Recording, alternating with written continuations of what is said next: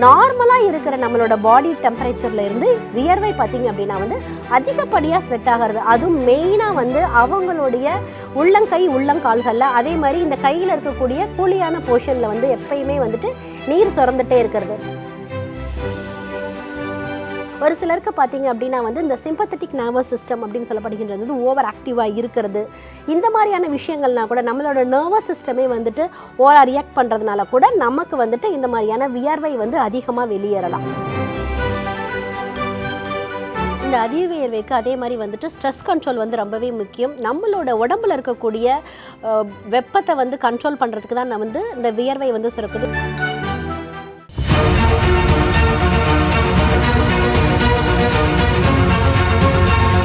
Doctor Srivarma's அழகும் ஆரோக்கியமும். ஸ்ரீவர்மா நேயர்களுக்கு வணக்கம். நான் உங்கள் டாக்டர் ரேவதி. இன்றைக்கி நம்ம பார்க்க போகிற டாபிக் என்ன அப்படின்னு பார்த்தீங்கன்னா, அதிவியர்வை அப்படின்னு சொல்லப்படுகின்ற ஹைப்பர் ஹிட்ரோசிஸ். அதாவது நார்மலாக நம்ம உடம்புல இருக்கக்கூடிய கழிவுகள் எப்படி வெளியேறும் அப்படின்னு பார்த்தீங்கன்னா, நம்மளோட யூரின் வழியாக வெளியேறும், அதே மாதிரி நம்மளுடைய மலம் வழியாக வெளியேறும். அடுத்து நம்மளுடைய ஸ்வெட் கிளான்ஸ் மூலயமா, அதாவது வியர்வை சுரப்பிகள் மூலயமா வெளியாகும். இப்போ இந்த வியர்வை சுரப்பிகள் ஒரு சிலருக்கு பார்த்தீங்க அப்படின்னா அதிகமாக சுரக்கும். இதை தான் நம்ம அதிவியர்வைன்னு சொல்கிறோம். ஒரு சிலர் பார்த்தீங்க அப்படின்னா ஏசி ரூம்லேயே கூட இருந்தாவே கூட அவங்களுக்கு அதிகப்படியாக ஸ்வெட் ஆகிக்கிட்டே இருக்கும். அதே மாதிரி வெயில் காலம்னு கிடையாது, குளிர்காலம்னு கிடையாது, எந்த காலமாக இருந்தால் கூட அவங்களுக்கு நல்லாவே கையிலேருந்து காலிலேருந்து, ஏன் ஒரு சிலருக்கு உடம்பு ஃபுல்லாகவே கூட வேர்த்துட்டே இருக்கும். இதை தான் நம்ம அதிவியர்வை அப்படின்னு சொல்கிறோம். இதற்கு என்ன மாதிரியான காரணங்கள் இருக்குது, அதே மாதிரி இது யாருக்கெல்லாம் அதிகமாக இருக்கும், அதே மாதிரி நம்மளோட மருத்துவ முறைகளில் இதற்கு என்ன மாதிரியான தீர்வு இருக்குது அப்படின்னு சொல்லிட்டு பார்க்கலாம். இப்போ இந்த அதிவியர்வை வர்றதுக்கு காரணங்கள் என்ன அப்படின்னு பார்த்தீங்கன்னா, ஃபஸ்ட்டு அன்னோன் ரீசனாகவே இருக்குது. அதாவது எந்த காரணமுமே இல்லாமல் வர்றது. அடுத்து பார்த்தீங்க அப்படின்னா ஒரு சிலருக்கு இப்போ ஒரு ப்ரீ டயபெட்டிக் பேஷண்ட்டாக இருக்காங்க, அப்படி இல்லைன்னா ஒரு தைராய்டு ப்ராப்ளம் இருக்குது, அதாவது ஹைப்போதைராய்டிசம் இல்லை ஹைப்பர் தைராய்டிசம், இந்த மாதிரி ஏதாச்சும் பிரச்சனைகள் இருக்குது. அவங்களோட தைராய்டு லெவல்ஸ் பார்த்திங்கன்னா எப்பயுமே நார்மல் ரேஞ்சில் இல்லாமல் எலிவேட்டடாக இருக்குது. அடுத்து பார்த்திங்கன்னா ஸ்ட்ரெஸ் ரிலேட்டடாக அவங்க இருக்காங்க அப்படின்னா கூட வரும். ஒரு சிலருக்கு பார்த்திங்கன்னா பெண்கள் பொதுவாக மெனப்பாஸை நெருங்கும் போது என்னாகும் அப்படின்னு பார்த்தீங்கன்னா இந்த மாதிரி பிரச்சனைகளை ஃபேஸ் பண்ணுவாங்க. அதாவது நார்மலாக இருக்கிற நம்மளோட பாடி டெம்பரேச்சரில் இருந்து வியர்வை பார்த்திங்க அப்படின்னா அதிகப்படியாக ஸ்வெட் ஆகிறது. அதுவும் மெயினாக அவங்களுடைய உள்ளங்கை உள்ளங்கால்களில், அதே மாதிரி இந்த கையில் இருக்கக்கூடிய கூலியான போர்ஷனில் எப்பயுமே நீர் சுரந்துட்டே இருக்கிறது. இப்போ அவங்க ஏதாச்சும் ஒரு பொருளை தொட்டாங்கன்னா கூட, இல்லை நமக்கு ஒரு ஹேண்ட் ஷேக்கனே பண்ணாங்க அப்படின்னா கூட அந்த இடத்துல ஒரு ஈரம் ஸ்ப்ரெட் ஆகிறத நம்ம கண்கூடாவே பார்க்குறோம். இந்த மாதிரியான இருக்க பிரச்சனைகளுக்கு நம்மளோட மருத்துவ முறைகளில் என்ன மாதிரியான தீர்வு இருக்குது அப்படின்னு சொல்லிட்டு நம்ம பார்க்கலாம். இப்போது இதை மாதிரி இருக்கிறவங்க என்ன மாதிரி விஷயங்களை செய்யணும் செய்யக்கூடாது அப்படின்னு பார்த்தீங்கன்னா, ஃபஸ்ட்டு திங் என்ன பண்ணணும் அப்படின்னு பார்த்தீங்கன்னா, ரொம்பவே ஸ்பைசி ஃபுட்ஸை இவங்க அவாய்ட் பண்ணணும். அதே மாதிரி அவங்களோட பாடியை ஹைட்ரேட்டடாக வச்சுக்கணும். அதிகப்படியான தண்ணீர் தாராளமாக எடுத்துக்கணும். அதே மாதிரி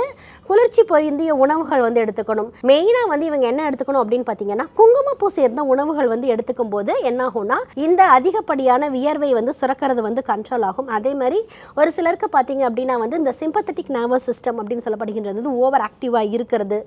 இந்த மாதிரியான விஷயங்கள்னா கூட நம்மளோட நர்வஸ் சிஸ்டமே ஓவராக ரியாக்ட் பண்ணுறதுனால கூட நமக்கு இந்த மாதிரியான வியர்வை அதிகமாக வெளியேறலாம். ஸோ இதை நம்ம கரெக்ட் பண்ணணும் அப்படின்னா, நம்மளுடைய மைண்டை மனதையும் சரி நம்மளுடைய எண்ண அலைகளையும் ஓட விடாமல் ஸ்ட்ரெஸ் லெவல்ஸை நம்மளுடைய கட்டுக்குள்ளே வச்சுக்கணும். அதற்கு என்ன பண்ணணும் அப்படின்னு பார்த்தீங்கன்னா நம்ம அமுக்குரா மாதிரியான விஷயங்களை எடுத்துக்கணும். ஸோ அமுக்குரா லேகியமாகவும் எடுத்துக்கலாம், அப்படி இல்லை அப்படின்னா அமுக்குரா சூரணமாகவும் எடுத்துக்கலாம். அமுக்குரா சூரணம் அப்படின்றது என்ன அப்படின்னு பார்த்தீங்கன்னா, அமுக்குரா பவுடர் தான். இதை நம்ம தினசரி இரவு படுக்க போகும் முன்பு ஒரு ஸ்பூன் அளவு எடுத்து ஒரு ஹாஃப் டம்ளர் ஹாட் வாட்டரில், ஒரு வார்ம் வாட்டரில் எடுத்துக்கிட்டோம் அப்படின்னா இந்த அதிகப்படியான வியர்வை கண்ட்ரோல் ஆகிறத நம்ம கண்கூடாவே பார்க்கலாம்.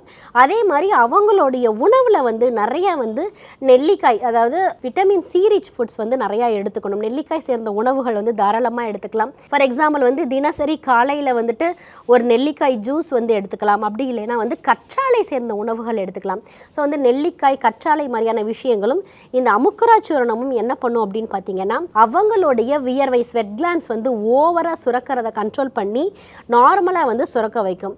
ஸோ நம்ம அதிகமாக சுரக்குது வியர்வை அப்படின்னா இந்த மாதிரியான விஷயங்களை நம்ம ட்ரை பண்ணலாம். இந்த அதிவியர்வைக்கு அதே மாதிரி ஸ்ட்ரெஸ் ஸ்ட்ரெஸ் கண்ட்ரோல் வந்து ரொம்பவே முக்கியம். நம்மளோட உடம்புல இருக்கக்கூடிய வெப்பத்தை வந்து கண்ட்ரோல் பண்ணுறதுக்கு தான் வந்து இந்த வியர்வை வந்து சுரக்குது. ஸோ இந்த வியர்வை அதிகமாக சுரக்கும் போது நம்ம வந்து எளிமையான யோக பயிற்சிகள் செய்யும் போது இந்த அதிவியர்வை வந்து கண்ட்ரோல் ஆகிறத கண்கூடாவே பார்க்கலாம். அதே மாதிரி இதற்கு மெயினான யோக பயிற்சி என்ன அப்படின்னு கேட்டிங்கன்னா வந்துட்டு பிராணாயாமம் தான். ஸோ வந்து இந்த பிராணாயாமம் வந்து நீங்கள் இதை டெய்லி வந்து 20 to 30 minutes ப்ராக்டிஸ் பண்ணும்போது கண்டிப்பாக வந்துட்டு உங்களுக்கு வந்து இந்த வியர்வை வந்து கண்ட்ரோல் ஆகும். இன்றைக்கி நம்ம அதிவியர்வைனா என்னன்னு பார்த்தோம். அதே மாதிரி இது வர்றதுக்கு என்ன மாதிரியான காரணங்கள் இருக்குது, அதே மாதிரி யாருக்கெல்லாம் வரும் அப்படின்றதையும் பார்த்தோம். நம்மளோட மருத்துவ முறைகளில் என்ன மாதிரியான எளிமையான தீர்வுகள் இருக்குது அப்படின்றதையும் பார்த்தோம். இதே மாதிரி பயனுள்ள தகவலுடன் உங்களை மீண்டும் சந்திக்கிறேன். வணக்கம்.